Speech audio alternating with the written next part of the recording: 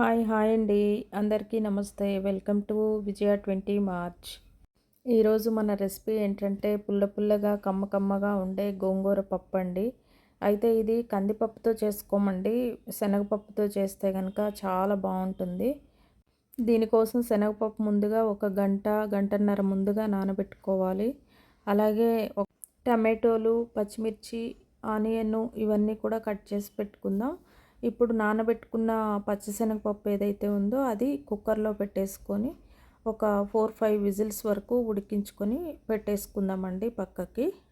గోంగూర, శనగపప్పు 2 కలిపి కుక్కర్లో పెడితే ఉడకదండి. ఎందుకంటే గోంగూరలో పులుపు ఉంటుంది కదా!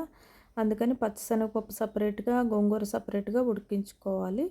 ఇప్పుడు స్టవ్ ఆన్ చేసుకొని ఒక కడాయి పెట్టుకొని ఒక చిన్న తాలింపు పెట్టుకుందామండి. ఒక 2-3 టేబుల్ స్పూన్స్ వరకు ఆయిల్ వేసుకొని, ఆయిల్ హీట్ అయిన తర్వాత జీలకర్ర, ఆవాలు కూడా వేసుకొని, అవన్నీ కూడా చిటపటలాడిన తర్వాత మనం కట్ చేసి పెట్టుకున్న టమాటో, పచ్చిమిర్చి, ఆనియన్ ఉన్నాయి కదా! అవన్నీ వేసుకొని ఫ్రై చేసుకుందామండి.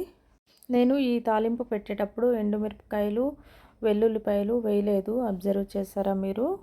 గోంగూరలో మనకి iron content, potassium, fibre, calcium అధికంగా ఉంటుందండి.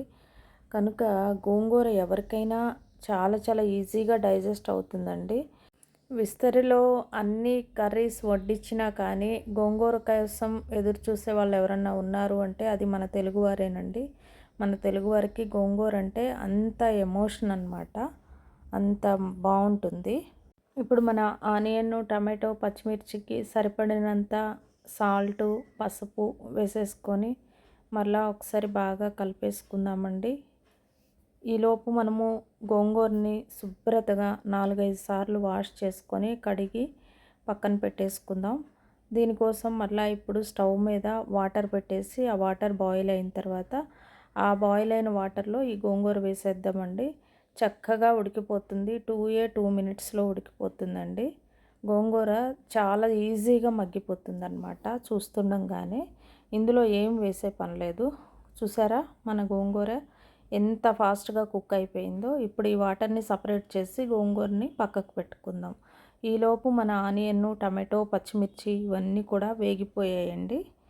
ముందుగా కుక్కర్లో ఉడికించి పెట్టుకున్న పప్పు ఉంది కదా, దాన్ని కొంచెం లైట్గా మెదిపి ఆ మిశ్రమాన్ని తీసుకొచ్చి ఈ కడాయిలో వేసేద్దామండి. ఇది ఒక 2-3 నిమిషాల పాటు కొద్దిగా ఉడికిన తర్వాత అప్పుడు గోంగూర వేద్దాము. ఇప్పుడు వచ్చేసి బాగా కలిపేసుకుందామండి. కలిపేసుకొని కావలసినంత వాటర్ కూడా వేసుకుందాము. ఒకవేళ తిక్కుగా అనిపిస్తే గనక.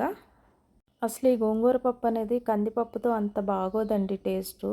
శనగపప్పుతో మీరు ఒక్కసారి ట్రై చేయండి. మీరు చేశారో లేదో తెలియదు కానీ ఒక్కసారి అయితే ట్రై చేయండి. చాలా అంటే చాలా అద్భుతంగా ఉంటుందండి. ఇప్పుడు మనం మూత పెట్టేసుకుందాము. ఒక 2-3 మినిట్స్ ఉడికిపోయింది. ఇప్పుడు గోంగూరను కూడా వేసుకున్నాం. ఇందాక ఉడికించి పెట్టుకున్నాం కదా, వాటర్ సపరేట్ చేసేసి అది వేసుకొని బాగా గరిటెతోటి మెదుపుకుంటూ కలిపేసుకుందామండి.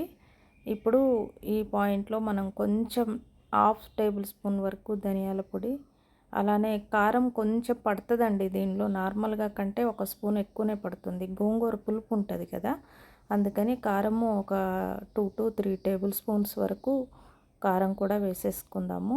వేసుకొని బాగా కలిపేసుకుందామండి. ఇప్పుడు ఇందాక నేను మీకు ఎండుమిర్చి, వెల్లుల్లి వేయలేదని చెప్పాను కదా, ఇప్పుడు ఆ వెల్లుల్లి, ఎండుమిర్చి తాలింపు పెట్టేసుకుందాం.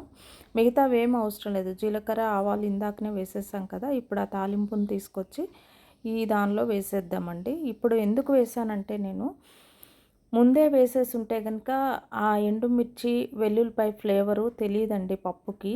ఇప్పుడు వేస్తే కనుక చాలా చాలా గుమగుమలాడిపోతుందనమాట. నాకు ఉప్పు తక్కువైంది అనిపించింది, అందుకని సరిపడా వేసేసానండి. ఉడుకుతుంటే మాత్రం భలే స్మెల్ వస్తుందండి. ఇప్పుడు చూడండి మన గోంగూర పప్పు పర్ఫెక్ట్గా రెడీ అయిపోయిందండి. చూసారా? ఈ పాయింట్లో నేను కరివేపాకు కూడా వేసేసానండి. చాలా అంటే చాలా సూపర్గా రెడీ అయిపోయింది మన గోంగూర పప్పు. మీలో కూడా ఎవరైనా పచ్చిశనగపప్పు కాంబినేషన్తో గోంగూర పప్పు చేసేవాళ్ళు ఉంటే కనుక ఒకసారి కామెంట్ చేయండి ఫ్రెండ్స్. ఒకవేళ చెయ్యనట్లయితే ఇప్పుడు ట్రై చేయండి ఒక్కసారి. చాలా అంటే చాలా బాగుంటుందండి.